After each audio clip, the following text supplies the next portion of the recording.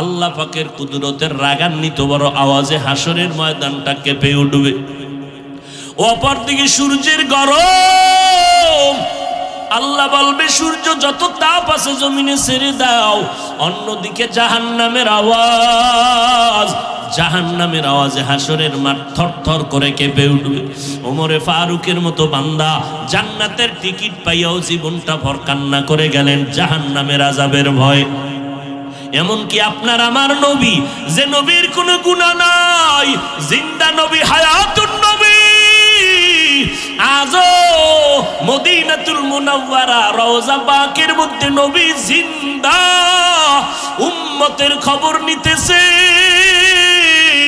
যেই নবী এত জীবন কষ্ট করলেন, উম্মতের সারি আসমানে যান নাই, ওই নবী আম্মা জান আয়েশা বলেন, দেখি আমার রুমের মধ্যে বসে বসে কান্না করেন। আম্মা জান আয়েশা বলে, নবী কেন কাঁদেন? আমি আয়েশা কোনো বেয়াদবি করে ফেললাম নাকি? নবী কয়, না রে আয়েশা, তুমি বেয়াদবি কেন করবা? আম্মা জান আয়েশা বলেন, নবী আমার বয়স তো অনেক কম, আমার বেয়াদবি অজান্তে হতে পারে। আমার 6 বছর বয়সে আপনার সাথে বিয়ের বন্ধন হইল, 9 বছর বয়সে আমি আয়েশা আপনার ঘরে আসলাম। আম্মা জান আয়েশার 18 বছর যখন বয়স, তখন আমার নবী দুনিয়া থেকে বিদায় হয়ে চলে গেলেন।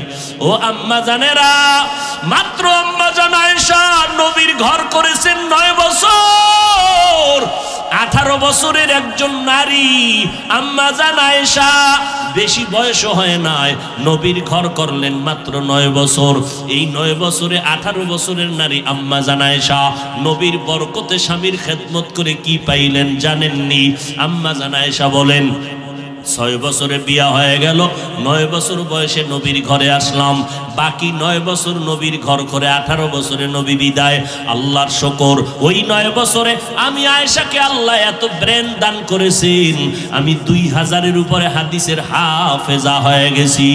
আর শুধু তাই না, আমার নবী আমার জন্য এমন দোয়া করিয়া গেছে, ওই আরবের যত বড় বড় বড় বড় সাহাবায়ে কেরাম কঠিন কোন মাসআলায় যদি আটকাইয়া যাইতে, আমি আয়েশার কাছে যদি আসে, আয়েশা এমন একটা সমাধান দিয়ে দিতেন, বড় বড় সাহাবায়ে কেরামের মাসআলা হল হয়ে যাইত।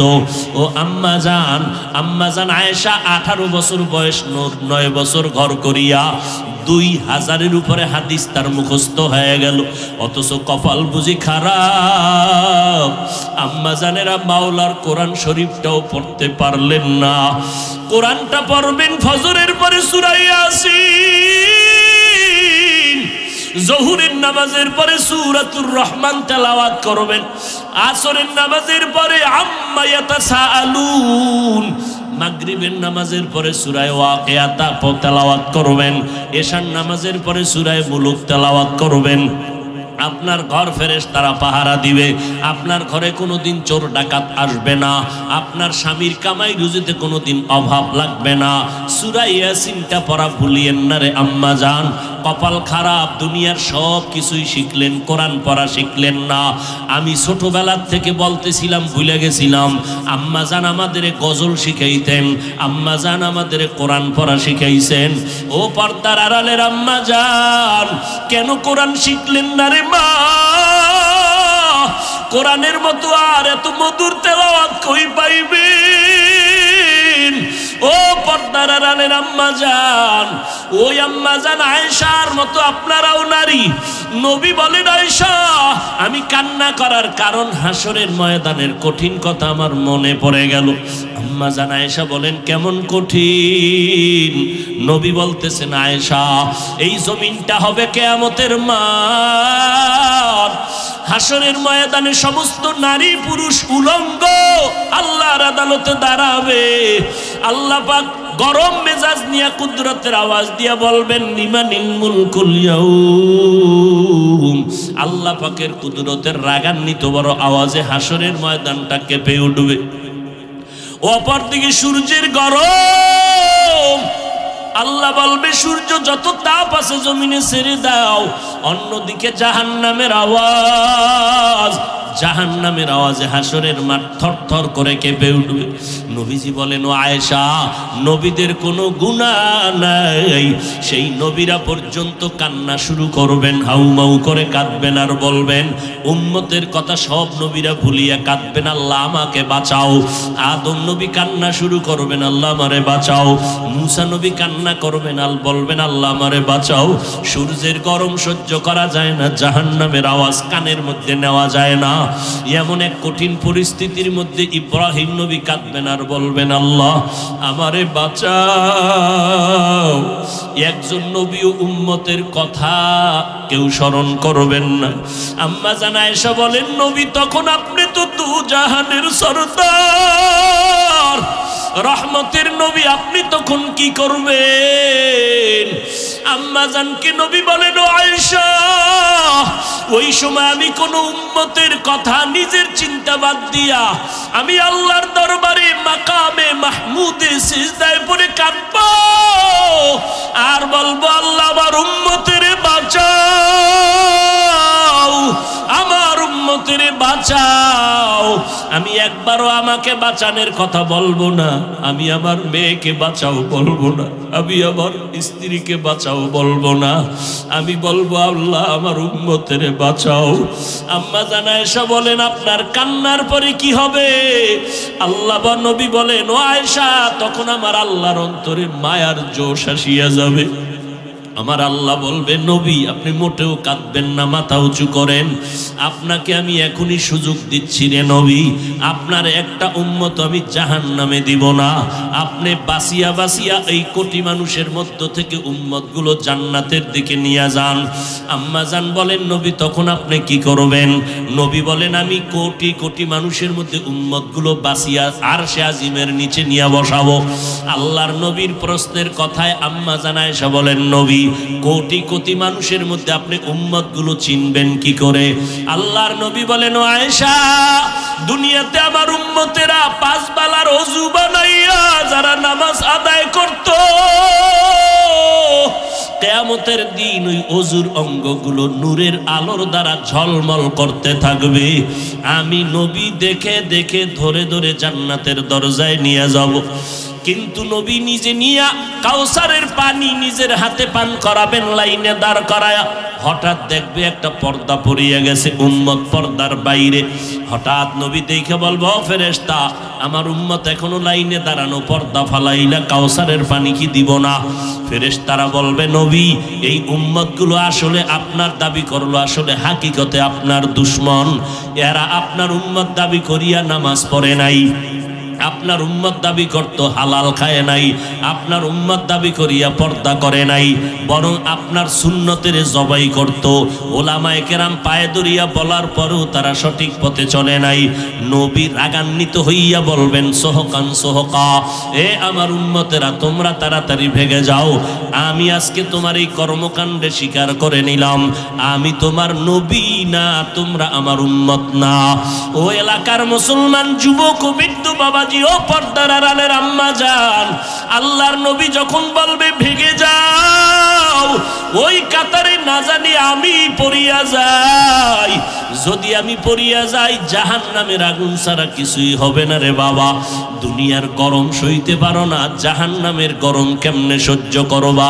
ও যুবক, আমি বলি না তুমি আমাগো মতো হুজুর হও, স্কুল কলেজে চাকরি ব্যবসা করে নামাজটা ছাড়িও না। বলবা কেমনে পারি? একটু নজর করে দেখো, তোমার মতো কত যুবক নামাজ পড়ে, স্কুলে পড়ে, অভাব নাই। একটু নিজেরে বুঝাও, তুমি কেন পারবা না? ও পর্দার আড়ালের মা বোনেরা, আপনাদের মতো মা এখনো এলাকায় ঘুরলে দেখবেন 5 ওয়াক্ত নামাজির অভাব নাই। এমনকি ভোর রাত্রে উঠিয়া তাহাজ্জুদের নামাজটাও তারা আদায় করে। ও বোনেরা, ও যুবকেরা, তোমার মতো যুবক রাস্তায় গাড়ি চালায়, নামাজ ছাড়ে না, নদীর মধ্যে মাছ ধরে, নামাজ ছাড়ে না। বলো বাবা, তুমি কেন পারবা না? আল্লাহ হেদায়েত দান করুন। ভাইরা আমার, একটা মাদ্রাসাও বন্ধ হয় নাই। তাকাইয়া দেখছো, করোনার যত লাশ পড়ে গেল, সন্তানেরা বাবায় মারা গেছে, মানুষের টাকা দিয়া লাশটারে টাইনা রাস্তায় ফালায় গেছি। 24 ঘন্টা পরে যখন লাশের পচনের গন্ধ আসছে, পুলিশ এসে এবারে ধরে টুরে নিয়ে গেছে। আর অধিকাংশ করোনার লাশ ধরে ধরে কাঁধে করিয়া গোসল করাইয়া কাফন পরাইয়া দাফন করেছে এই দেশের সব টুপিওয়ালা উলামায়ে কেরাম। একজন টুপিওয়ালারেও করোনায় ধরেও নাই, মরেও নাই। বাঁচানের মালিক আমার আল্লাহ। ট্রিপল মাস্ক লাগাইছে, ট্রিপল চোখ দুইটাও দেখা যায় না, বান্দর হয়ে বয়ে রয়েছে। এটা তো বান্দরের জাত। মিস্টার ডারউইন বলে বান্দর আমাগো পূর্বপুরুষ। বান্দরের জাত মানে পশুর জাত। আমরা পশুর জাত না, আমরা মানুষের জাত। এরপর মাস্ক বাঁচাইতে পারছে, কথা বলেন না কেন? মাস্কওয়ালারা কেউ মরে নাই। হ্যাঁ, সতর্কতা অবলম্বন করবেন, সেটা সুন্দর, কিন্তু ঈমান থাকতে হবে কার উপর? ইন্না সালাতি ওয়া নুসুকি ওয়া মাহইয়ায়া ওয়া মামাতি লিল্লাহ। এই ডিস্টার্ব কি? মোনাজাতটা দিয়ে এলাম, কাইন্দেও ভাবা না কিন্তু। ওয়া মামাতি লিল্লাহি রাব্বিল আলামিন। ইব্রাহিম নবী দোয়া করলেন, আমার নামাজ, আমার কোরবানি, আমার বেঁচে থাকা মরে যাওয়া কার জন্য? আরো জোরে বলেন। ও আল্লাহর বান্দারা, ওরে যুবক, আমার নবীর আদর্শের মালা কেন তুমি গলায় লাগাইবা না? মদিনার নবীর রেখে যাওয়া আদর্শ এত সুন্দর। মক্কার জমিনে যখন নবী আসলেন, মক্কার মানুষ ছিল সৃষ্টির নিকৃষ্ট, খারাপ। এত বড় খারাপ মক্কার মধ্যে কোনো মানুষ ছিল না। কিন্তু সেই মানুষগুলো রাহমাতুল লিল আলামিনের মোহাব্বতের আদর্শ যখন গ্রহণ করা শুরু করলো, এদেরকে আল্লাহ এত পরিমাণ সম্মান দান করেছেন, আল্লাহ জান্নাতের টিকিট পাঠায় কয় নবী জানায় দেন এরা বিনা হিসাবে জান্নাতি। আপনারাও বিনা হিসাবে জান্নাতি হয়েছেন নি দুই একজন? কেন পিসাব কোনো টিকিট টিকিট দেয় নাই? কি বলে, পিসাব যদি টিকিট দিতে না পারে কি এর ফি? পিসাব কয় ওরে তুই নামাজ পড়বি কেন? আমি ফির যদি তোরে নামাজ ছাড়া জান্নাতে নিতে না পারি, আমি কি এর ফি? তুমি শয়তানের ফি। আমার নবীর থেকে বড় পিসাবের নাম কি? কথা বল। আমগো নবীর থেকে বড় ফির নাই? আন্দাজি কইয়ে না রয়ে গেল, আসলেই নাই। আমার নবীর থেকে দামি কোনো পীর, আমার নবীর মাজার শরীফ থেকে দামি কোনো মাজার। যে বলবে সাথে সাথে বেঈমান, যে বলবে নবীর মাজার থেকে অমুকের মাজার দামি, সাথে সাথে। এই কথা বুঝতে কি কোরআন হাদিস লাগবে? আল্লাহ আকল দিছে না? আকলে বুঝে ধরে না? এই যুবকেরা ঠিক করে কও, যদি ভুল বলি দাঁড়া, কানে ধরবো একেবারে, কান ছিড়ালাম দইরা তওবা করে। আমার নবীর থেকে দামি পীর সাহেবের নাম কি? নাই না? মনে মনে বোধহয় আছে দুই একজন, কও, আওয়াজে বোঝা যায় আছে, কও। নাই? আমার নবীর মাজার শরীফ থেকে দামি মাজারের নাম কেন? আজমিরের মাজার, নিজামুদ্দিন আউলিয়ার মাজার, খানজাহান আলীর মাজার, শাহপরান শাহ নেয়ামত নাই? জমিনের মধ্যে দরবার শরীফ বলো, মদিনার দরবার থেকে দামি দরবার কোনটা? ভাবো, এক মিনিট ভাবো। আমার নবীর মদিনার দরবার থেকে দামি কোন দরবার আসেনি? যদি কেউ ভাবো আমার নবীর মাজার থেকে দামি মাজার অমুকের মাজার, তোমার ঈমান চলে যাবে। শুধু ঈমান চলে যাবে না, কইতে দেরি, বিসমিল্লাহ ছাড়া জুতা নিতে দেরি নেই। আমার নবীর থেকে বড় পীর জমিনে নাই, আমার নবীর থেকে বড় কোনো মাজার এই জমিনে আর। এর যুবক, আমার নবীর আদর্শ গ্রহণ করিয়া মক্কার বড় বড় খারাপ খারাপ মানুষগুলো তো দামি হয়ে গেল। এরে নবীর উম্মতের দল, এদের ইতিহাস যদি সারা জীবন বয়ান করি শেষ করা যাবে না। কেমন দামি আল্লাহ তাদের বানাইলেন। ৩৯ জন মুসলমান আমার নবীর হাতে কালেমা পড়ে ফেললেন। 10 বছর বয়সে হযরত আলী নবীর হাতে কালেমা পড়লেন। নবীর আদর্শ দেখার পর কলিজা ঠান্ডা হয়ে যাইতেছে সাহাবায়ে কেরামের। কেমন মায়ার নবী, জঙ্গলের পার্শ্ব দিয়ে হাঁটতেছেন আবু বকর সাথে। দুইজন হাঁটতে হাঁটতে অনেক দূর হেঁটে গেলেন, পেটে লাগছে ক্ষুধা। হঠাৎ দেখে একজন আল্লাহর বান্দা চেটিয়াল ময়দানে বকরি চড়ায় রাখাল। নবী দাঁড়াইলেন, আবু বকর দাঁড়ালেন। এই রাখাল, তোমার এই বকরিতে দুধ হয়? বলে হয়। আমার একটু দিবা না, ক্ষুধা লাগছে।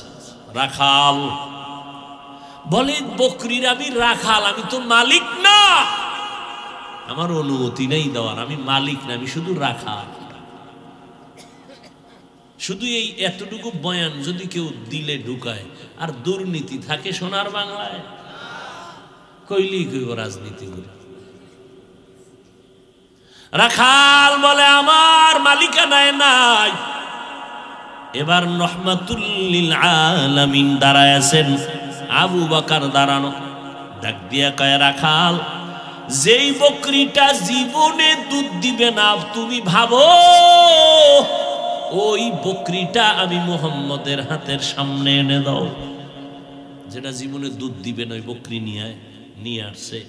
এইবার বকরিটার নবী হাত দিয়া, বরকতের হাত দিয়া মুছে দিলেন। রাখাল তাকায় দেখতেছে আর বলতেছে, আমি দেখতেছি আব্দুল্লাহর ছেলে মোহাম্মদ যখন বকরির পিঠের উপরে হাত মোবারক বুলাইয়া দিল, সাথে সাথে ভরপুর ওলান হয়ে গেল।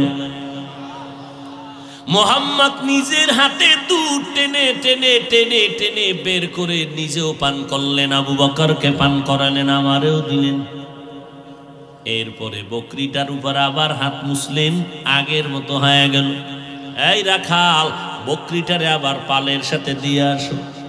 রাখাল পালের মধ্যে দিয়া একটা দৌড় দিয়া কয়, আব্দুল্লাহর সন্তান, আপনার নাম শুনছি কিন্তু এমন সুন্দর, আপনার মুআজিজা এমন অলৌকিকতা জানি নাই। বেয়াদবি মাফ করবেন, আমারে মুসলমান বানায় দে। ও গো নবীর উম্মতেরা,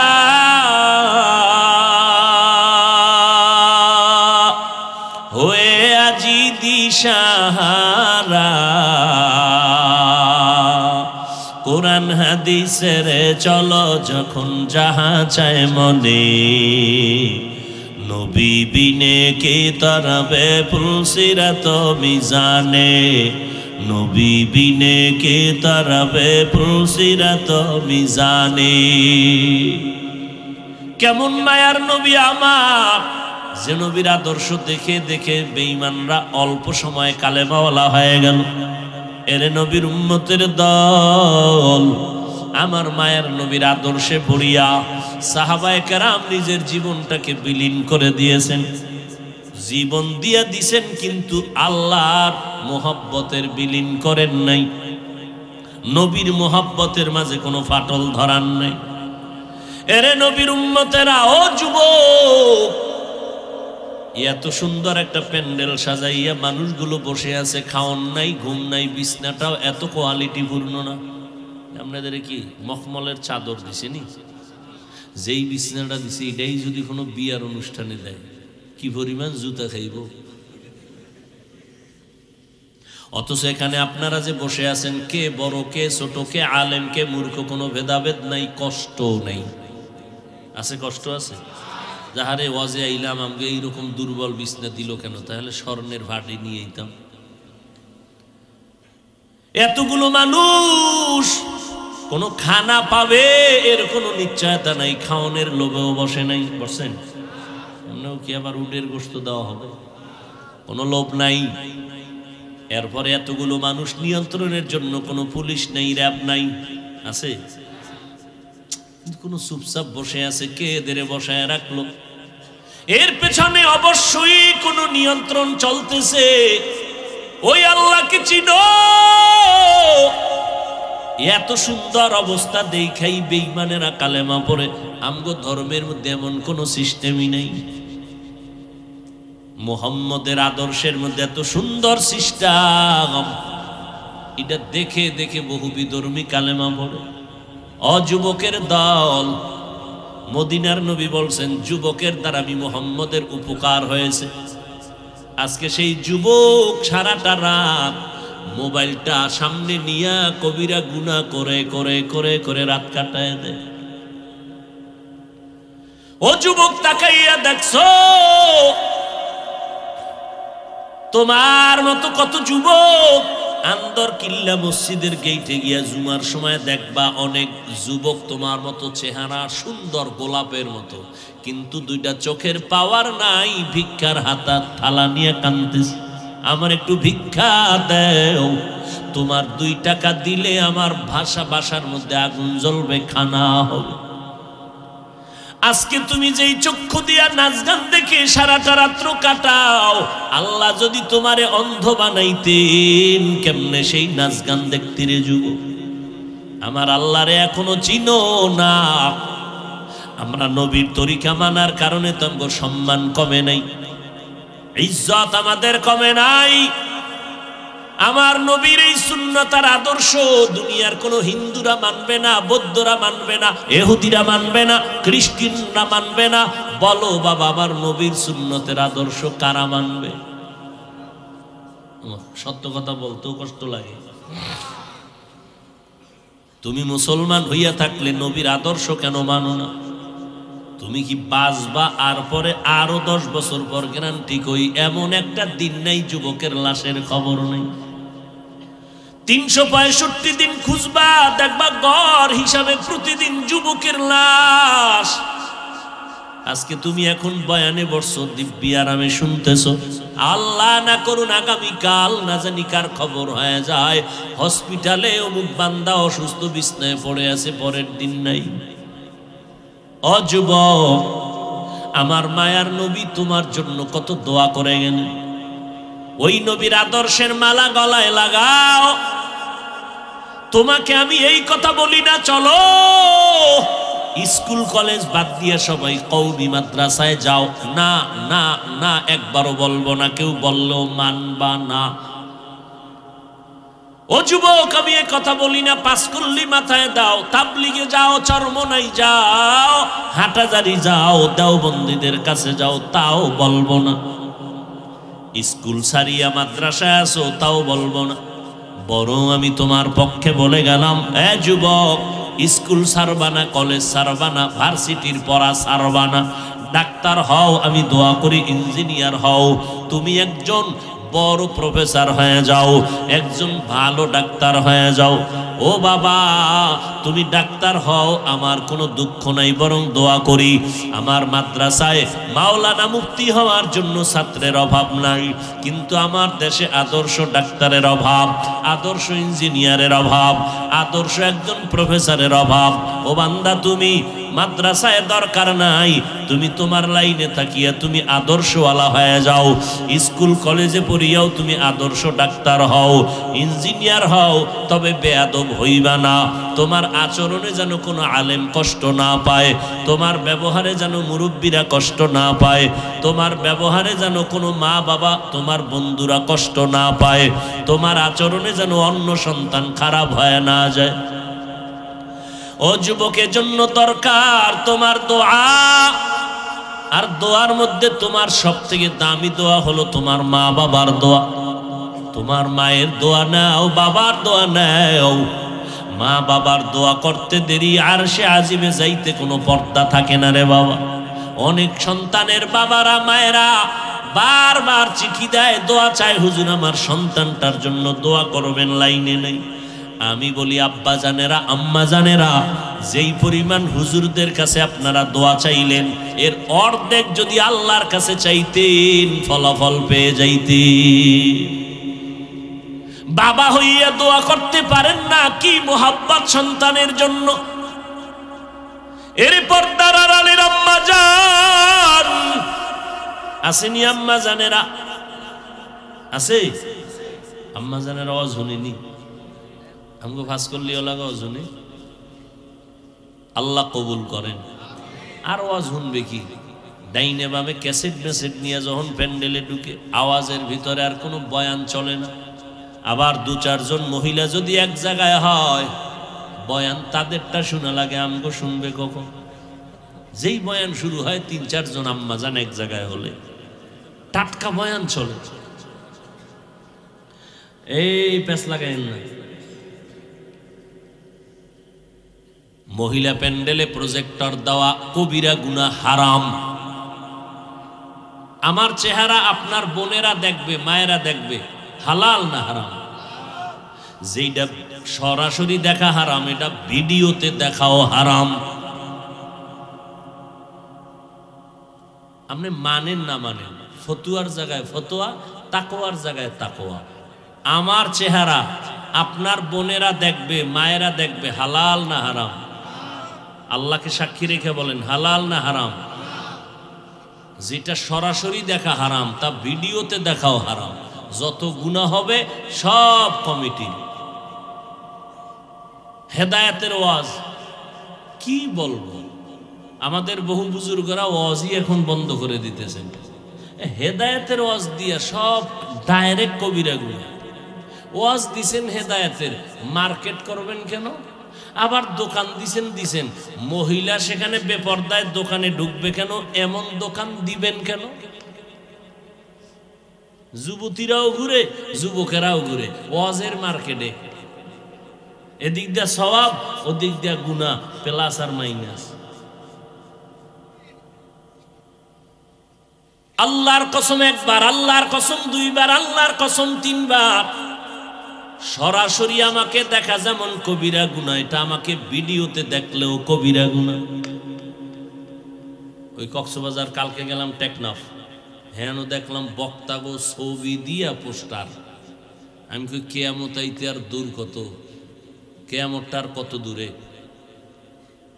মাস্তানি, শুধু মাস্তানি। এ অমুক এলাকায় ওয়াজ দেশে কয়দিন? কয়েকদিন। খেলা কারে কয়? আমরা দিব 2 দিন। এ অমুক জায়গায় বক্তা আনছে কারে? কয় হাজার টাকা? কয় 30। আমরা 1 লাখ টাকার বক্তা আনবো। খেলা জমায় দেব, খেলাই জমতেছে, হেদায়াত চলে যাচ্ছে। খেলাই জমতেছে, হেদায়াত চলে যাচ্ছে। কান্নার বয়ান নাই, তওবার চিন্তা নাই, ওয়াজের প্যান্ডেলে বসেও কবিরা গুনাহ। কে শুনবে হক কথা? কে বলবে হক কথা? আমি যদি বলি আর জীবনে দাওয়াত দিব, কে বলবে? এই যে এতগুলো ক্যামেরা, নিষেধ করছি কে রেকর্ড করবি না, কোন ভেজাল লাগাই দিবি, একটু শান্তিতে আছি, এটার দিবি শেষ করে। ওই কয়েকটারে তওবা করাইয়া, আমার পোশাক টোশাক পরাইয়া, এরপরে মুরিদ টুরিদ বানাইয়া, এরপরে বসাইছি যে এই লাইনে যদি আও তা আশা আছে এই পোশাক পইরা বেঈমানি করবে না। আমার এই পোশাক পইরা কেউ আলেমদের পিছনে বেঈমানি করবে না। 100 ইনশাআল্লাহ, আল্লাহর উপর ভরসা। অতএব যারা বেঈমানি করার নিয়ত আছে ওরা আমার এই পোশাক পইরা রেকর্ডিং এ আসবেও না। আমি যদি কইতাম এই সব খোল, তাই কাল শুরু হয়ে যেত। আমি গাড়িতে ওঠার আগেই বরকত শুরু হয়ে যেত। কে কত বিরোধিতা করতে পারে? আল্লাহ মাফ করেন। আবু হানিফ ভাই আমেরিকান প্রবাসে আছে, মহিউদ্দিন আপনাদের এলাকার সন্তান। ওদের মহব্বতে দাওয়াতে আসি, চোখের সামনে তাকাইয়া যদি দেখি গুনাহ, আর আমি যদি এটা দেখেও চুপ থাকি, তা আমি বক্তা, আমি তো আগে যাব জাহান্নামে। বহু শ্রোতারা দেখবে বক্তার হাতে জাহান্নামের হ্যান্ডকাপ। কিও হুজুর কই যান? কয় জাহান্নামে যাইতেছে আমু পরে ফিডা ফাডা খাওয়ার পর। বিষয় কি? আরে আমি তোকে বয়ান দিছি, কানছস না? নামাজ পড়ছ? হ্যাঁ পড়ছি। আমি পড়ি নাই, আমি গাড়িতে উঠা বাসা পর্যন্ত ফেসবুকের মোরাকাবায় ছিলাম। ফজর টজর ভরি না। ওরে বেটা, আমি তো নিজে তাকায় দেখছি কত বক্তা বয়ানের পরে টুপি নাই, এরপরে গাড়ি তুইটা কি যে টানে এটার কইতাম। আমি জানি এক বক্তা 100 কিলোমিটার গাড়ি চালাইয়া অজে গেছে, যাইতে যাইতে বয়ানের টাইম যায় যায়, এশার নামাজের টাইমও পড়া লাগবে নামাজ। এবার একটার কি হুজুর নামাজ টামাজ কই 48 মাইল গেলে মুসাফির 4 রাকাতের 2 রাকাত, আমি আইছি কত 100, আমার পুরো নামাজ। বক্তা আল্লাহ আমারে মাফ করেন, আপনাদেরও মাফ করেন। বখতিয়ার আবাবিল ইউথ অ্যাসোসিয়েশন, আমার এই কলিজার যুবকদের, আসলে এদের কোনো দোষ না, এরা তো আল্লাহকে চায়। আজকে এরা যদি এখানে কনসার্ট দিত, গান দিত, নায়ক নায়িকা কিছু করার ছিল? এরা সে আমেরিকার থেকে ভিসা ওকে করে টাকা দিয়ে ভাড়া দিয়ে কত টাকা খরচ করে আসছে শুধু কোরআনের মহব্বতে, দ্বীনের মহব্বত। তো ব্যস্ত লাগাইছি আমরা হুজুরেরা। আমি কইছি প্রজেক্টর মহিলাদের প্যান্ডেলে দেওয়া হারাম, আমার চেহারা কোনো মহিলা দেখবে ইচ্ছা করে হারাম, কবিরা গুনাহ। কিন্তু আমার থেকে বড় হুজুর টাইটেলওয়ালা, আমি তো লঙ্গি পরা 3rd ক্লাসের হুজুর, আমার নাম কে নেই, কে চিনে আমার? এরা যখন কইছে এটি সব জায়েজ, সব জায়েজ। ওই যে বললাম বক্তাকে ছবি দিয়া ই করা, গেট করা, পোস্টার করা। আমার যদি ছবি দিত, আমি দেখলি মাহফিল ক্যান্সেল, যাব না। আমি ফতুয়া মানি না, আমি ফতুয়ার উপরে তাকওয়া, এটার উপরে চলার চেষ্টা করি। ইন্না আকরামাকুম ইনদাল্লাহি আতকাকুম। আমি যদি মানুষকে নামাজের বয়ান করি, আমি শুধু 5 ওয়াক্ত পড়লে হবে না, আমার নামাজের বয়ানে যদি উম্মতের মধ্যে অ্যাকশন শুরু করতে হয়, তাহলে আমি শুধু 5 ওয়াক্ত পড়লে অ্যাকশন হবে না, আমার পুরা তাহাজ্জুদ পুরা মাওলার কাছে কান্নাকাটি কইরা এরপরে অ্যাকশনের দরজায় ঢুকতে হবে। এত সোজা। পুলিশে আসামি দইরা থানায় নিয়ে কি ভিডান ভিডায়, কোনো কান্দে না। আর ওয়াজের ভ্যান্ডেলে মানুষ কান্দে, ওরে ভিডায় কে? আর নিমক হারাম, তুমি সে কান্নার বিরুদ্ধে আবার কালা চশমার হুজুরে লাইভ দেয়, এত কান্দো না। নবী এত কাঁদেন না, লাইভ দেয় কালা চশমার হুজুর কান্নার বিরুদ্ধে। এজন্য রসুল বলে গেছে, এই উম্মতেরা, দুনিয়াতে যদি কোনো খারাপ মানুষ দেখতে চাও, একদল চূড়ান্ত খারাপ হবে, তারা ওলামা। আর যদি ভালো মানুষ দেখতে চাও, তাও হবে একদল ওলামা। বলে ওলামা চূড়ান্ত ভালো হইলে খারাপ কেন? চূড়ান্ত খাদ্য বিরিয়ানি, খারাপ হইলে ভান্তাবাতের মতো মূল্য নেই। চূড়ান্ত ভালো আলেম, ভণ্ডামি করলে গাঞ্জাখোরের মতো দাম নেই।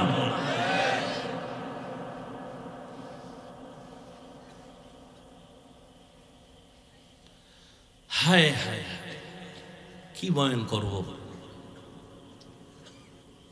এক হুজুর বলতেছে কোরআন শরীফ পুরা মানা যাবে না, ভিতরে জাল আছে। আমি আমেরিকার খবর কইতেছি, সোনার বাংলার তাজা খবর। বিশাল বড় মাওলানা, হে কয় কোরআনের ভিতরে জাল। একজন কয় হুজুর কি পরিমাণ? কয় হাদিসের থেকেও বেশি জাল। ও ভাই, কোরআনের মধ্যে যদি ভেজাল হয় এই সন্দেহ অন্তরে থাকে, তো ইসলাম আছে, আজ আল্লাহ আছে, আমি হুজুর শেষ, সব শেষ, তার বয়ান করুন কি? তা আওয়ামী লীগ ওয়ালারা বলে নাই, বিএমপি ওয়ালারা বলে নাই কোরআনে জাল, বলেছে এক মাওলানা। কি বয়ান শুনবেন?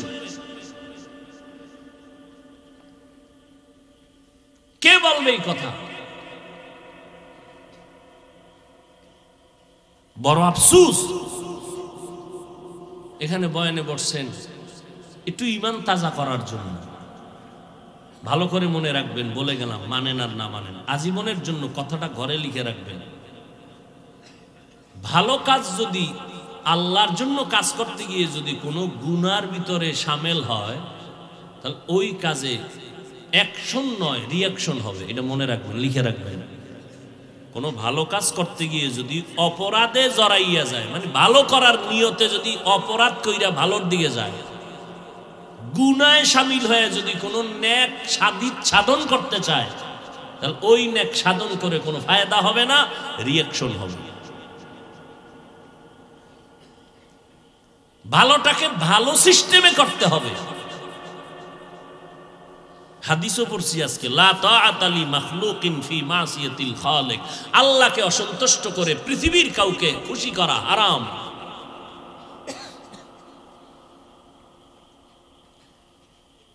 সুন্নতের খানা পইরে গেছে, উঠায় খাইছে, একজনে কা অভদ্রতা, চিৎকার দিয়ে বলেছে, এই আহমদ, রসুলের সুন্নত, আমার হাবিবের সুন্নত, তোর মতো দুনিয়াদারের কথা আমি ছেড়ে দিব?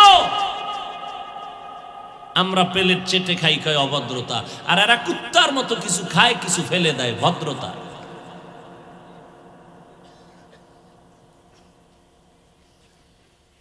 পর্দার আড়ালের আম্মা জানেরা, ভালো করে শুনেন, আপনারা নবীদের মা, সাহাবায়ে কেরামের মা, আউলিয়ায়ে কেরামের মা, হাফেজে কোরআনের মা, আরে আম্মা জান খাদিজা রাদিয়াল্লাহু আনহার মতো নারী, আপনারা আয়েশা রাদিয়াল্লাহু আনহার মতো নারী, আপনারা ফাতেমা রাদিয়াল্লাহু আনহার মতো নারী, এত মর্যাদা আল্লাহ আপনাদের দান করেছেন। আরে আম্মা জান, এই দুনিয়াতে যত ভালো ভালো সন্তান আসছে রে মা, চেয়ারম্যান সাহেবের ব্যবহার ভালো, ওসি সাহেব ভালো মানুষ, এসপি সাহেব বড় ভালো, খোদার কসম করে বলে গেলাম, যত ভালো ভালো বলছেন খোঁজ নিয়ে দেখবেন ওই বান্দার নিজস্ব কোনো বাহাদুরি না, ভালো মায়ের অবদান। মা ভালো, এই জন্য সন্তান ভালো হয়েছে। মায়ের আদর্শের কারণে একটা ডিসির ব্যবহার ভালো হয়ে গেছে। বাসায় গেলি মা তাড়াতাড়ি বুঝায়, এই বাবা, ডিসির চেয়ারে বৈশা অহংকারী করবি না। কত বাবায় সন্তানের বুঝায়, বাবা মইরে জামু, তুই তো ডিসি, তুই তো এসপি, খবরদার কোনো মানুষের উপরে জুলুম করবি না, এরকম বুঝায় না?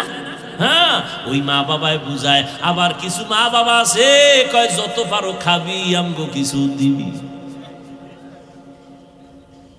বুঝেন না কথা? এক জায়গায় ওয়াজে গেলাম, থানার ওসি এইসব বইয়া বয়া বয়ান শুনে, হুজুর আমি আপনার বয়ান শুনি, বড় ভক্ত। আর এক থানায় যখন ওয়াজে রওনা দিলাম, রাস্তার মাঝে টেলিফোন, ওসি সাহেবকে আইয়েন না, আপনার ওয়াজ বন্ধ। দুজনই ওসি। বুঝেন না কথা? এর যুবক, ও পর্দার আড়ালের আম্মা জান, কথা বলতে বড় ভয় লাগে, কি না জানি আবার তিল বানাইয়া তাল বানাইয়া কাও হাফিজ ভাইয়ের মধ্যে অহংকার, বলতে চাই না। ও ভাই, ভুল তো হইতেই পারে, কিন্তু যদি শরীয়তের বিরুদ্ধে কোনো ভুল পাও আমাকে ধরায় দাও, আমি তোমার পায়ে চুমা খাইয়া তওবা করতে রাজি। কিন্তু যেটা দোষ না, এটারে দোষ বানাইয়া নিজে কবিরা গুনাহ করিও না। আমার বিরুদ্ধে যে যত লেখালেখি, আরে ভাই, এত আমি বুঝাইতে পারলাম না সোনার বাংলাদেশের আলেম রে ভাই, আমি তো বাঘ না ভাল্লুক না, আমার দোষ কি বলো? কোরআন সুন্নাহর আলোকে কোনো দোষ থাকলে বলো, আমি জাতির সামনে ওপেন তওবা করব। পিছনে পিছনে কেন? পিছনে পিছনে কেন? আমি এমন কি কথা বলেছি যেটা শরীয়তের বিরুদ্ধে গেছে, ইসলামের বিরুদ্ধে গেছে? আমি যতটা আঘাত, আক্রমণ বা যতটা ইনজেকশনের কথা বলেছি, প্রত্যেকটাই ওই দিন না পরের দিন বুঝছে ঠিকই বলেছি। কিন্তু যেই লোকটা সুদ খাইয়া মজা পাইছে, ওই লোকটা সুদের বিরুদ্ধে বয়ান শুনলে কষ্ট পাবে, এটাই স্বাভাবিক। যেই লোক বেপরদায় চলতে গিয়ে মজা পেয়েছে, ওই লোকটার সামনে বেপরদার বিরুদ্ধে বয়ান করলে স্বাভাবিক কষ্ট পাবে। ভাইরা আমার, ওই মা নিজের জীবনকে উৎসর্গ দিয়া সন্তানকে আদর্শওয়ালা বানায় গেছেন। এজন্য মাকে, ইমাম গজালি বলেছেন, প্রত্যেকটা সন্তানের জন্য আদর্শ শিক্ষিকা হলো তার মা। ছোটবেলার থেকে মিয়া জীবনে কোনোদিন প্যান্ট শার্ট টাই তো পরে, জীবনে হাফ প্যান্ট আছে না, জীবনে পরি না, বাবাই পরায় না। ওই ছোটবেলার থেকে পায়জামা, লঙ্গি আর এই গোল জামা, কোনোদিন কানি ভাড়া যে জামা আছে তাও পরায় না আমার বাবা। জীবনে দস্তারখান ছাড়া ভাত দেয় নাই। যদি দেখছে আমার বাবায় প্লেটের নিচে দস্তারখান নাই, ওই দিন মায়েরও সাইজ আমারও সাইজ, ভাত তো নাই কপাল। আমার বাবার অনেক দেখছেন না, খুব বুজুর্গ মানুষ, চোখের দিকে তাকানো যায় না, মেজাজ গরম হয় না। আর মেজাজটা তখনই গরম হয় যদি রসুলের সুন্নতের উল্টাপাল্টা কিছু হয়।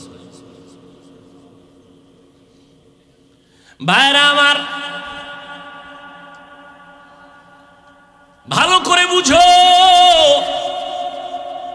পর্দার আড়ালের আম্মা জান, আপনাদের এত সম্মান, সারা রাত যদি আপনাদের সম্মানের বয়ান করি শেষ করা যাবে না রে মা। এর আম্মা জান, আপনাদের কি একটু মনে চায় না একজন আলেমের মা হয়ে কবরে যাবেন, একজন হাফেজে কোরআনের আম্মা হয়ে কবরে যাবেন? আপনি মরে যাওয়ার পর আপনার জানাজার ইমামতি আপনার সন্তান করবে। জীবনে টাকা পয়সা নিয়ে তো কেউ কবরে যাইতে পারে না রে মা, দুনিয়ার ক্ষমতা নিয়ে কেউ কবরে যাইতে পারে না। ওরে যারা একটা আলেম রাইখে গেল, কোরআন পড়াইয়া গেল, ওই সন্তান মায়ের কবরের কিনারায় দাঁড়ায় দাঁড়ায় কোরআন পড়ে আর চোখ বেয়ে বেয়ে পানি ছেড়ে কান্না করে, ওই মায়ের জীবনটা কতই যে ধন্য। ও পর্দার আড়ালের আম্মা জানেরা, দুনিয়া কিছুই না রে মা। আপনি মরিয়া গেলে 5টা সাদা কাপড় পরাইয়া কবরে নিয়ে যাবে, কই এলাকার মহিলারা 2 দিন খবর নিয়ে আর আপনার নাম কেউ নিবে না। কিন্তু খোদার কসম, একটা নেককার সন্তান যদি রেখে যান, আপনার সন্তান ডাক্তার হবে, তবে যদি কোরআন পড়ায়া আদর্শওয়ালা বানায় যান, ওই সন্তানের আদর্শ দেখে মানুষ দোয়া করবে, আর ওই দোয়ার একটা অংশ আপনি মা কবরের মধ্যে পাইয়া যাবেন। ওই সন্তানের কথা মনে করতে গিয়া সবাই মাকেও দোয়া করবে, কারণ ভালো মা না হইলে কখনো সন্তান ভালো হয় না, বাবার আদর্শ ভালো না হইলে কখনো সন্তানের আদর্শ ভালো হয় না। এরে আম্মা জান, স্বামীর মাল হেফাজত করবেন, সন্তানকে আদর্শওয়ালা বানাবেন, আল্লাহর দরবারে কান্না করবেন। স্বামীর মালটা কিন্তু আপনার নিজেরই মাল। সন্তানটাকে ইঞ্জিনিয়ার বানাবেন, তবে কোরআনটা পড়াইয়া ইঞ্জিনিয়ার বানায় দেন। আপনার সন্তান ইঞ্জিনিয়ারিং পড়ার ফাঁকে ফাঁকে ঘুমের ঘরে এশার নামাজের পরে ঘুমের আগে 1 ঘন্টা কোরআন পড়তে পাঠায় দেন কোনো ইমাম সাহেবের কাছে, অথবা ফজরের নামাজের পরে 1 ঘন্টা কোরআন শরীফ পড়তে পাঠায় দেন। ও আম্মা জান, আপনি যদি একটু সোচ্চার হয়ে যান কষ্ট করিয়া, সকালবেলা যদি আপনার সন্তানটারে ডাক দেন, বাবা ওঠ নামাজ পড়। আমার নবী তো তাবিজটা দিয়ে গেছেন 1500 বছর আগে, 7 বছর হইলেই মা বাবা সন্তানটারে নামাজের মুসাল্লায় দাঁড় করাও, 10 বছর হইলে শাসন করিয়া লাগলো নামাজ পড়াও। ছোট থেকে যদি কন্ট্রোল করিয়া নাও, আর বড় হলে বেয়াদবি করবে না। ওই সন্তান মা বাবার জন্য জীবন দিবে, খেদমত করবে। ও মা, ওই সন্তানের মা বাবা হইয়া লাভ কি হবে? যেই সন্তান মা বাবারে সালাম দেয় না, মা বাবার কল্যাণে আগাইয়া যায় না, ও বাবারা, ওই সন্তান দিয়া কোনো লাভ নাই। সন্তানটা ইঞ্জিনিয়ার বানাইলেও যেন আপনাকে সম্মান করতে বাধ্য হয়। আপনি ছোট থেকেই সন্তানকে আদর্শওয়ালা বানায় দেন, স্বামীর মাল হেফাজত করেন। আপনি মা যদি 5 বেলার নামাজ পড়িয়া মাওলার কাছে দোয়া করেন, ও আল্লাহ, আমার সন্তানটারে তুমি আদর্শওয়ালা বানাও, আমার সন্তানটা কামাই রুজি করে হালাল ভাবে কামাই রুজিতে বরকত দাও। আম্মা জান, আপনার স্বামী যদি হারাম টাকা কামাই করে, আপনি যদি 1 দিন 2 দিন জিজ্ঞাসা করেন, ও স্বামী আমার এই মাসের বেতন কত? 20,000। যদি দেখেন বেতন আসছে 22,000, আপনি মা যদি জিজ্ঞাসা করেন 2,000 টাকা বেশি আসলো কেন, স্বামী চিন্তায় পড়ে যাবে। কি বলবো? বলবে একজনে আমারে দিছে, এটা নিয়ে আসছি। পরের মাসে যদি দেখেন আবার বাড়তি, ও স্বামী বলো তোমার বেতন 20,000, 3,000 বাড়তি কেন বলো? একদিন না একদিন বলতে বাধ্য হবে, আমি অমুকের বেতন থেকে কিছু টাকা কর্তন করেছি, আমি অমুক সরকারি বরাদ্দ থেকে এত টাকা নিয়ে আসছি। আম্মাজান যদি সাথে সাথেই বলেন, ও স্বামী আমার, আমি জীবনটা দিয়া কষ্ট করে সংসার গড়াইয়া যাব, তবে হারাম টাকা দিয়া সংসার গড়াইতে চাই না। তুমি যা পাও হালাল নিয়ে আসো, আমি কষ্ট করে সংসার গড়াবো হালালের উপরে। এই কথা যদি স্বামীকে বুঝাইয়া বলতে পারেন, স্বামী জীবনে মইরা গেল গেল, আর হারাম টাকা খাবে না। স্বামীকে যদি বলতে পারেন, স্বামী তুমি হারাম খাইয়া তোমার রক্তটারে নাপাক করতেছ, আমার বাচ্চার তো কোনো অপরাধ নাই, তুমি হারাম টাকা দিয়ে আমার বাচ্চার রক্ত কেন নাপাক করবা? হতে দিব না, আমার রক্তটারে নাপাক করতে আমি সুযোগ দিব না। এইভাবে যদি মা, সন্তান চাকরি করতেছে, প্রত্যেকটা মা যদি সন্তানের হাত ধরিয়া কয় বাবা তুই আমারে মা মানো কিনা, বলে মা মানি, আমি তোরে মরিয়া যাব, জীবনের একটা দাবি কইরা যাই, কি মা বলো? মা যদি হাত ধরে কয় বাবা জীবনে কোনো গরিবের উপরে জুলুম করবি না, হারাম টাকা কোনোদিন হাত দিয়া ধরবি না, আম্মা জানের একটা কথাই সন্তান আল্লাহর ওলি হয়ে যাবে। এই জন্যই তো নবী বলেছেন আর দুনিয়া কুল্লুহা মাতা ওয়া খায়রু মাতা'id দুনিয়া লিমরাতুস সালিহা, দুনিয়ার সব হলো সম্পদের মধ্যে উত্তম সম্পদ হলো নেককারিনী মহিলারা। ওরে আম্মা জান, আপনারা খাদিজা রাদিয়াল্লাহু আনহার মতো নারী, খাদিজার মতো টাকাওয়ালা তো হতে পারেন না রে মা। ওই খাদিজা রাদিয়াল্লাহু আনহা আরবের মধ্যে এত বড় ধনী, আমার নবীকে বিবাহের বন্ধনে আবদ্ধ করার পরে, দুইজন স্বামী বিদায়ের পর আমার আম্মা জান আমার নবীকে গ্রহণ করলেন। আম্মা জানের বয়স 40, নবীর বয়স হলো 25। এই সময় নবীর ঘরে আসলেন আম্মা জান। আরবের ধনী নারী খাদিজা সব সম্পদ স্বামীরে দান করে দিয়েছেন। আর আমগো করেন আম্মা জানেরা স্বামীর কামাই চুরি করে করে গুনার রাস্তায় ব্যয় করে। স্বামী বেচারা বিদেশ থেকে ব্যাংক অ্যাকাউন্ট কইরা স্ত্রীর নামে টাকা দিয়েছে, কত মোহব্বত, আর সে টাকা খরচ কইরা কইরা উল্টা পাল্টা রাস্তায় দৌড়ায়। স্বামী বেচারা দেশে আইসা দেখে ব্যাংক অ্যাকাউন্টে কোনো টাকাই নাই। কয়েকদিন খুঁজা টুইজা তদন্ত করতে নাইমে দেখে বউ নাই, হিজরত কইরা কই গেছে খবর নাই। আবার স্বামী বেচারারও একটু ভেজাল আছে, কি ওই বউ আনে না, আছে বউয়ের যৌতুক। বিয়ার আগে বলছিল ভিসা দিবিনি মাইয়ে নেও, শ্বশুর বাড়ির থেকে ভিসা নিয়ে বিদেশ যাবে। বিয়া করছে এই শর্তে, বিদেশে যাওয়ার ভিসা দিতে হবে, এই শর্তে বিয়া করছে। যৌতুক হারাম, হারামে কোনোদিন আরাম নাই। ও ভাই, যারা হারাম টাকা কামাই করে সংসার চালান, আপনার সন্তান সংসারে জীবনে শান্তি আসবে না। আল্লাহর কসম, পারলে লিখে রাখেন, আপনার হারাম কামাইয়ের ঘরের সন্তান কোনোদিন আপনারে সম্মান দিবে না। লিখে রাখেন, কোনোদিন সম্মান দিবে না। ওই যে কয়েক মাস আগে ঢাকা বাড্ডা থানায় কোটি টাকার মালিক বাবায় মরে গেল, দুইটা বড় বড় শিক্ষিত সন্তান রেখে গেল। 24টা ঘন্টা দুই ভাই বাবার টাকা নিয়ে ঝগড়া করলো, লাশটা ফালায় রাখছে, 24 ঘন্টায় দাফন করার কেউ নেই। এমন কুলাঙ্গার সন্তান জন্ম দিয়া কি লাভ হবে? এমন কুলাঙ্গারের আব্বা দাবি করলে কি লাভ হবে রে আম্মা জান? ও আম্মা জান, আপনারা হয়তো মনে মনে বলবেন, হুজুর খালি আমগো কোন আব্বাদের কেন কন না?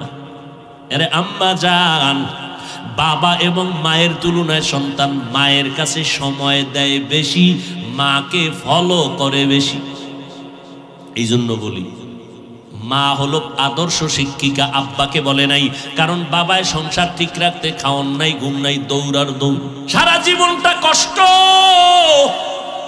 কোন স্বামী নিজে আরামে থাকার জন্য কষ্ট করে না, বউরে আরামে রাখবে, সন্তানকে হাসি মুখে রাখবে, গাধার মতো কষ্ট করে স্বামীরা। আম্মা জানেরা বুঝে না। যদি বুঝতো তাহলে পানির গেলাস নিয়ে দাঁড়ায় বলতো, আসো ঘরে আসছো, ঘাম মুছাইয়া দিত আর পানির গেলাসটা দিয়ে দিত। বরং আম্মা জান একটু এতক্ষণ নড়াচড়া করছে, যেই টের পাইছে স্বামী আইছে, আস্তে চিৎপটাং হয়ে গেছে বিছনায়। কিও? আমি অসুস্থ, পানি দাও, নিয়ে খাও, নিয়ে খাও, আমি তোমার খেদমত করব কেন? এরকম আম্মা জানও আছে না নাই? আপনারা তো ফাতেমা রাদিয়াল্লাহু আনহার থেকে দামি না? এরে আম্মা জান, এই আপনারা যারা স্বামী আছেন কি বলবো, এই খাদিজা রাদিয়াল্লাহু আনহা, আয়েশা রাদিয়াল্লাহু আনহা, ফাতেমা রাদিয়াল্লাহু আনহার জীবনী নিজেও পড়বেন, স্ত্রীদেরকেও আইনে দিবেন, পড়তে দিবেন, বাংলা কিনে দিবেন। আর কান্নাওয়ালা ওলামা যারা হক, এদের বয়ান শোনাবেন। শুনে না, ঘরের মধ্যে খালি সাউন্ড বাড়াইয়ে রাখবেন, বাচ্চার কান্না যেন টের না পাওয়া যায়, খালি বয়ানের আওয়াজ। খোদার কসম, খাটি আল্লাহওয়ালাদের বয়ান ঘরে বাজান, বড় আওয়াজ দিয়া সাউন্ড দেন, সব ভূত ঘর থেকে দূর হয়ে যাবে। একদিন না একদিন স্ত্রীর সোজা লাইনে চলে আসবে। একটা কথা কানের মধ্যে ধাক্কা লাগবে, হেদায়েতের দরজা খুলে যাবে। আম্মা জানদেরে বলছি, সম্মানের বয়ান করতেছি, আপনাদের অপমান না, আপনাদের এত সম্মান, আমগো পুরুষের ওই পরিমাণ সম্মান নাই। কিয়ামতের দিন আমার আল্লাহ যদি জিজ্ঞাসা করে, ও হাসরের কোটি কোটি মানুষ, আজ আমি এই মানুষের মধ্যে একজনকে পুরস্কার দিব, ওই ব্যক্তিটাকে দাঁড়াও, কোটি কোটি মানুষের সামনে আমি পুরস্কার দিব। কে? আমার মুহাম্মদ। মুহাম্মদের হাতে প্রথম কালেমার দাওয়াত কবুল করেছো, দাঁড়াও। কোটি কোটি মানুষের সামনে আমি আল্লাহ তারে পুরস্কার দিব। দুনিয়ার কোন পুরুষ দাঁড়াবার ক্ষমতা হবে না। একজন নারী দাঁড়াইয়া, আম্মা জান দাঁড়ায় বলবে, ও দয়ার মালিক, আমি একজন নারী মুহাম্মদের হাতে প্রথম কালেমার দাওয়াত গ্রহণ করেছি, আমি একজন নারী হলাম খাদিজা। আমার আল্লাহ যদি বলেন, আমার মুহাম্মদের দ্বীন জমিনে টিকাইয়া রাখতে গিয়া কে বেঈমানের মোকাবেলায় শহীদের রাস্তায় রক্ত ঝরাইছো, আজকে তুমি দাঁড়াও, আমি আল্লাহ কোটি মানুষের সামনে পুরস্কার দিব। একজন পুরুষও দাঁড়াইতে পারবে না। একজন আম্মা জান দাঁড়ায় বলবেন, ও আল্লাহ, নবীর দ্বীন জিন্দা রাখার জন্য বেঈমানের মোকাবেলায় আমি রক্ত বিলাইয়া শহীদের মর্যাদা আসছি, আমি একজন নারী, সুমাইয়া রাদিয়াল্লাহু আনহা। এরপর দাঁড়ালেন আম্মা জান। হযরত আলী বলেন, আমি কোথাও থেকে দৌড়াইয়া মসজিদে ঢুকলাম, দেখি নবী বসা, সাহাবারা বসা। প্রশ্ন চলতেছে, নারীদের জন্য শ্রেষ্ঠ গুণ কি দুনিয়ায়? কেউ জবাব দেয় না। আমি বসে থাকি, আবার দৌড় দিয়া গেলাম ঘরের ভেতরে, ঘরের দরজায় গিয়া সালাম দিলাম। তেমনি আপনারা সালাম না, এটা সালাম দিই আমরা বেগানারে। বেগানারে সালাম দেয়, বউরে দেয় না, বেআইনেরে দেয়, সালাম না লাগলেও দেয়।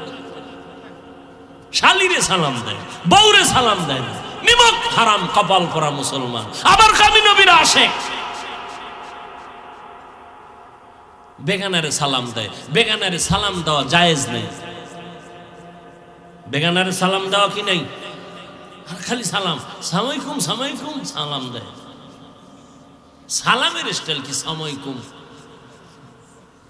বিএ পাস করলি আসসালামু আলাইকুম এটা বলতে পারে না, বিএ পাস করছে, সব পারে, সালাম পারে না।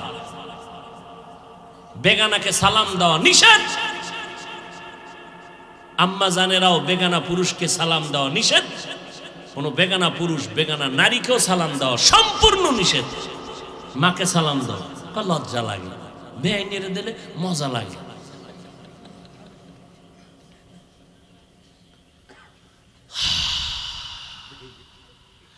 ও আল্লাহর বান্দারা, হযরত আলী বলেন, আমি ঘরের দরজায় গিয়ে সালাম দিয়েছি, আসসালামু আলাইকুম ইয়া আহলাল বাইত।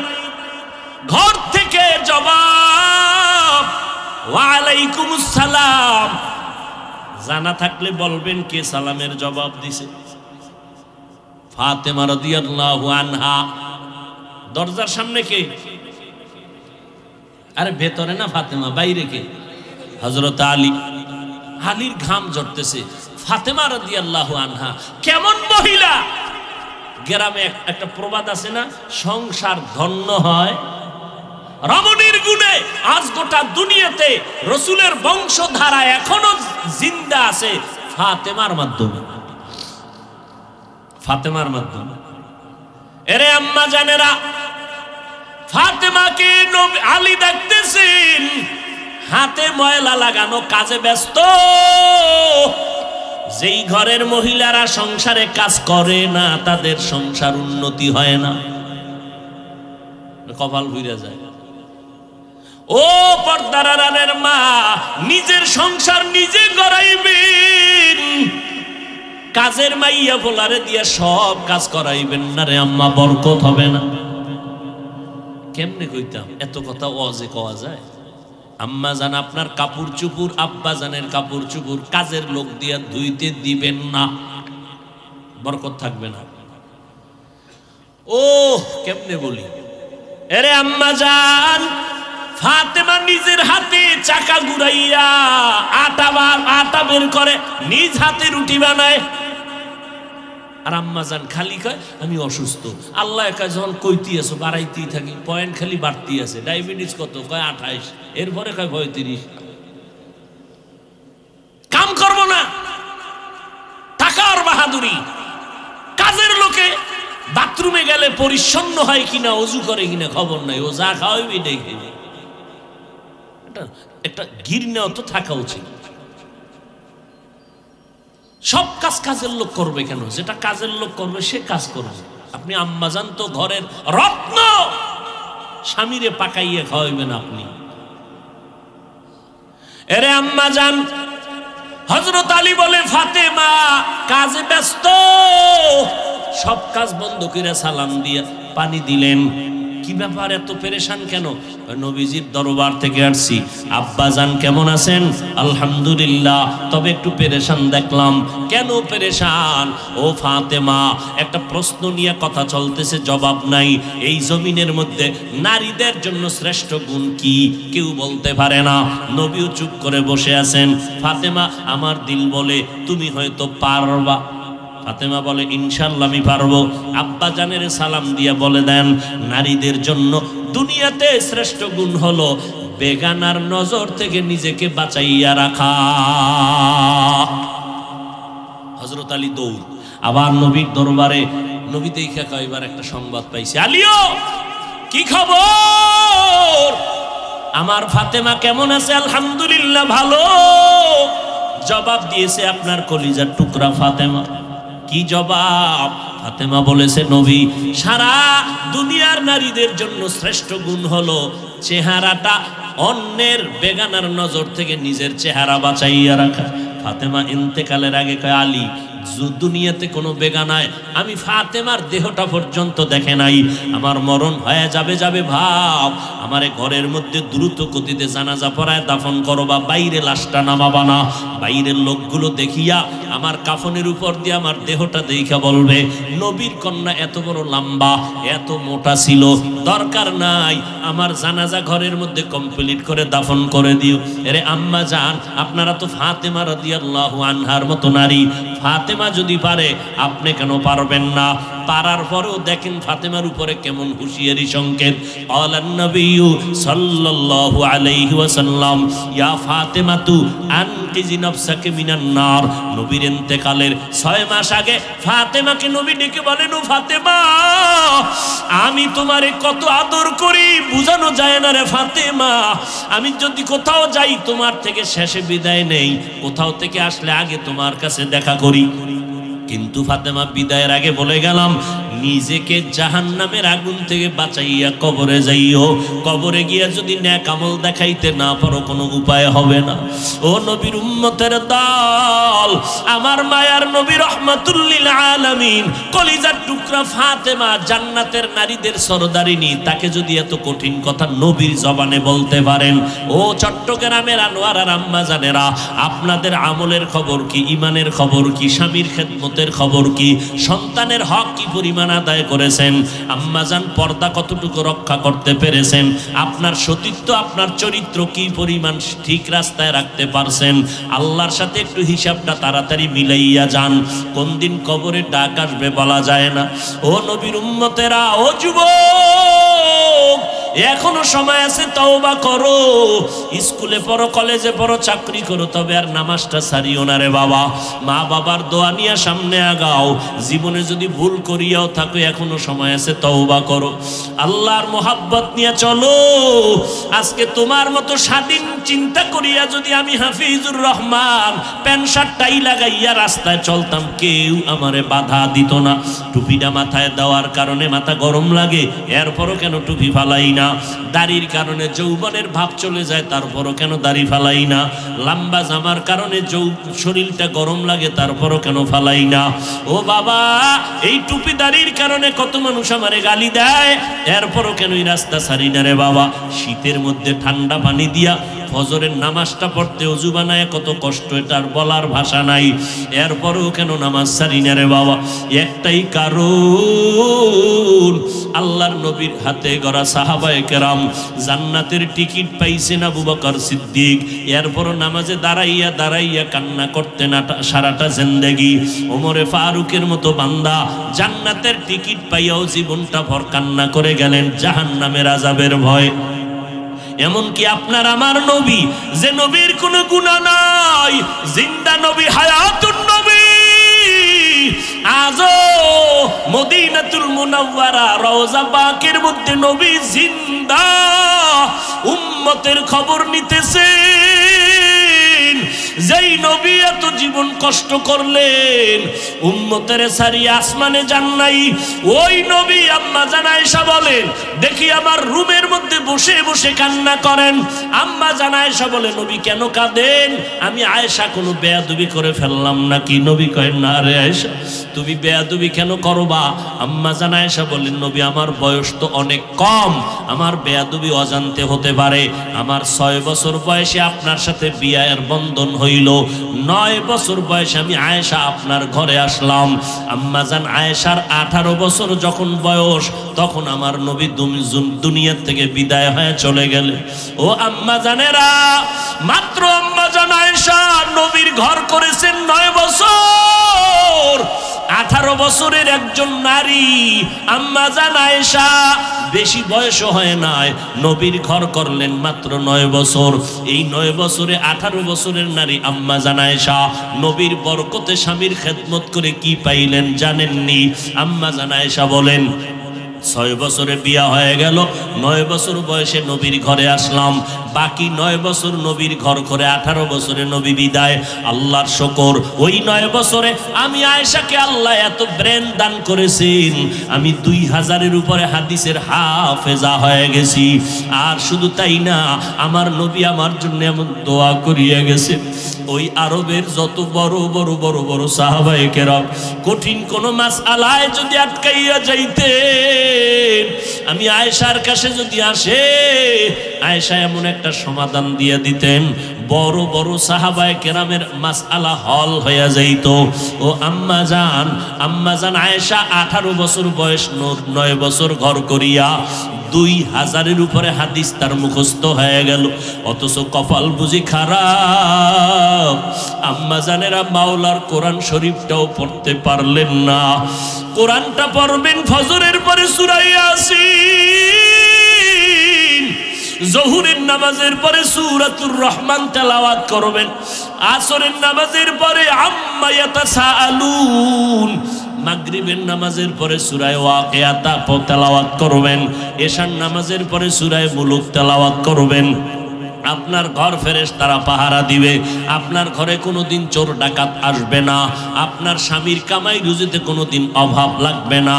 সূরা ইয়াসিনটা পড়া ভুলিয়েন না রে আম্মা জান। কপাল খারাপ, দুনিয়ার সব কিছুই শিখলেন, কোরআন পড়া শিখলেন না। আমি ছোটবেলার থেকে বলতেছিলাম, ভুলে গেছিলাম, আম্মা জান আমাদের গজল শিখাইতেন, আম্মা জান আমাদের কোরআন পড়া শিখাইছেন। ও পর্দার আড়ালের আম্মা জান, কেন কোরআন শিখলেন না রে মা? কোরআনের মতো আর এত মধুর তেলাওয়াত কই পাইবেন? ও পর্দার আড়ালের আম্মা জান, ওই আম্মা জান আয়েশার মতো আপনারাও নারী। নবী বলেন, আয়েশা আমি কান্না করার কারণ হাসরের ময়দানের কঠিন কথা আমার মনে পড়ে গেল। আম্মা জান আয়েশা বলেন, কেমন কঠিন? নবী বলতেছেন, আয়েশা এই জমিনটা হবে কিয়ামতের মাঠ, হাসরের ময়দানে সমস্ত নারী পুরুষ উলঙ্গ আল্লাহর আদালতে দাঁড়াবে। আল্লাহ পাক গরম মেজাজ নিয়ে কুদরতের আওয়াজ দিয়া বলবেন, লিমানিল মুলকুল ইয়াউম। আল্লাহ পাকের কুদরতের রাগান্বিত বড় আওয়াজে হাসরের ময়দানটা কেঁপে উঠবে। অপরদিকে সূর্যের গরম, আল্লাহ বলবে সূর্য যত তাপ আছে জমিনে ছেড়ে দাও, অন্যদিকে জাহান্নামের আওয়াজ, জাহান্নামের আওয়াজে হাসরের মাঠ থরথর করে কেঁপে উঠবে। নবীজি বলেন, ও আয়েশা, নবীদের কোনো গুনাহ নাই, সেই নবীরা পর্যন্ত কান্না শুরু করবেন, হাউমাউ করে কাঁদবেন আর বলবেন, উম্মতের কথা সব নবীরা ভুলিয়া কাঁদবেন, আল্লাহ আমাকে বাঁচাও। আদম নবী কান্না শুরু করবেন, আল্লাহ আমারে বাঁচাও। মুসা নবী কান্না করবেন, আল বলবেন, আল্লাহ আমারে বাঁচাও। সূর্যের গরম সহ্য করা যায় না, জাহান্নামের আওয়াজ কানের মধ্যে নেওয়া যায় না। এমন এক কঠিন পরিস্থিতির মধ্যে ইব্রাহিম নবী কাঁদবেন আর বলবেন, আল্লাহ আমারে বাঁচাও। একজন নবী ও উম্মতের কথা কেউ স্মরণ করবেন না। আম্মা জান আয়েশা বলেন, নবী তখন আপনি তো দু জাহানের সরদার, রহমতের নবী, আপনি তখন কি করবেন? আম্মা জানকে নবী বলেন, ও আয়েশা, ওই সময় আমি কোন উম্মতের কথা নিজের চিন্তা বাদ দিয়া আমি আল্লাহর দরবারে মাকামে মাহমুদে সিজদায় পড়ে কাঁদব আর বলবো, আল্লাহ আমার উম্মতের বাঁচাও, আমার উম্মতের বাঁচাও। আমি একবারও আমাকে বাঁচানোর কথা বলবো না, আমি আমার মেয়েকে বাঁচাও বলবো না, আমি আমার স্ত্রীকে বাঁচাও বলবো না, আমি বলবো, আল্লাহ আমার উম্মতের বাঁচাও। আম্মা জান আয়েশা বলেন, আপনার কান্নার পরে কি হবে? আল্লাহ বা নবী বলেন, ও আয়েশা, তখন আমার আল্লাহর অন্তরে মায়ার জোশ আসিয়া যাবে। আমার আল্লাহ বলবে, নবী আপনি মোটেও কাঁদবেন না, মাথা উঁচু করেন, আপনাকে আমি এখনই সুযোগ দিচ্ছি রে নবী, আপনার একটা উম্মত আমি জাহান্নামে দিব না। আপনি বাঁচিয়া বাঁচিয়া এই কোটি মানুষের মধ্য থেকে উম্মতগুলো জান্নাতের দিকে নিয়ে যান। আম্মা জান বলেন, নবী তখন আপনি কি করবেন? নবী বলেন, আমি কোটি কোটি মানুষের মধ্যে উম্মতগুলো বাঁচিয়া আরশে আজিমের নিচে নিয়ে বসাবো। আল্লাহর নবীর প্রশ্নের কথায় আম্মা জান আয়েশা বলেন, নবী কোটি কোটি মানুষের মধ্যে আপনি উম্মতগুলো চিনবেন কি করে? আল্লাহর নবী বলেন, ও আয়েশা, দুনিয়াতে আমার উম্মতেরা পাঁচ বেলার ওযু বানাইয়া যারা নামাজ আদায় করত, কিয়ামতের দিন ওই ওযুর অঙ্গগুলো নূরের আলোর দ্বারা ঝলমল করতে থাকবে।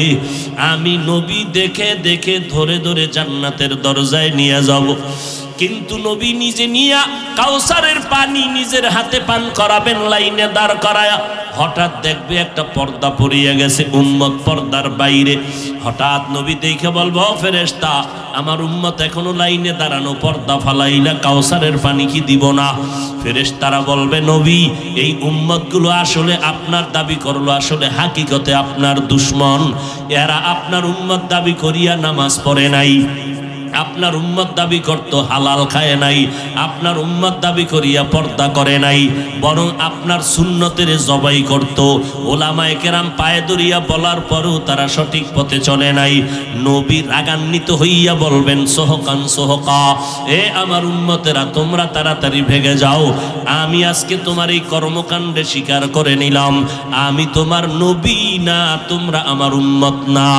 ও এলাকার মুসলমান যুবক ও বৃদ্ধ বাবা, ও পর্দার আড়ালের আম্মা জান, আল্লাহর নবী যখন বলবে ভেগে যাও, ওই কাতারে না জানি আমি পড়িয়া যাই। যদি আমি পড়িয়া যাই, জাহান্নামের আগুন ছাড়া কিছুই হবে না রে বাবা। দুনিয়ার গরম সইতে পারো না, জাহান্নামের গরম কেমনে সহ্য করবা? ও যুবক, আমি বলি না তুমি আমাগো মতো হুজুর হও, স্কুল কলেজে চাকরি ব্যবসা করে নামাজটা ছাড়িও না। বলবা কেমনে পারি? একটু নজর করে দেখো, তোমার মতো কত যুবক নামাজ পড়ে, স্কুলে পড়ে, অভাব নাই। একটু নিজেরে বুঝাও, তুমি কেন পারবা না? ও পর্দার আড়ালের মা বোনেরা, আপনাদের মতো মা এখনো এলাকায় ঘুরলে দেখবেন 5 ওয়াক্ত নামাজের অভাব নাই। এমনকি ভোর রাত্রে উঠিয়া তাহাজ্জুদের নামাজটাও তারা আদায় করে। ও বোনেরা, ও যুবকেরা, তোমার মতো যুবক রাস্তায় গাড়ি চালায়, নামাজ ছাড়ে না, নদীর মধ্যে মাছ ধরে, নামাজ ছাড়ে না। বলো বাবা, তুমি কেন পারবা না? তোমার উপরে বুঝি আমার আল্লাহ বেজার। আমার আল্লাহ বেজার হওয়ার কারণে তোমার আজকে কোনো বয়ানেও দিলটা নরম হয় না। মোনাজাতে দেখো কত মানুষের চোখে পানি, কত যুবক কাঁদে, তোমার চোখে কেন পানি আসে না রে বাবা? আল্লাহর কাছে এখনো সময় আছে, তওবা করো। আল্লাহ তওবার দরজা দিয়ে ডাকতেছেন, বান্দা জীবন ভর যত অন্যায় করেছো তোর মা জানে না, আমি আল্লাহ জানি। তোর মা বাবায় খবর জানে না তুই কত গুনাহ করছো, আমি আল্লাহ সব জানি। জানার পরেও খানা বন্ধ করি নাই, পানি বন্ধ করি নাই, বরং আমি আল্লাহ ডাকতেছি, তওবা কর, আমি আল্লাহ তোর জীবনের গুনাহ মাফ করে দিব। ও যুবকেরা, বৃদ্ধ বাবাজি, পর্দার আড়ালের মা বোনেরা, আজকে থেকে আমার মাওলাকে মনে মনে ডাকো আর বলো, আল্লাহ এই জীবনে অপরাধ করলাম, আজকে থেকে আর নামাজ ছাড়বো না, বেপরদায় চলবো না, মা বাবারে কষ্ট দিব না, ওলামায়ে কেরামের বিরোধিতা করে গুনাহগার হব না, নবীর সুন্নাত অনুযায়ী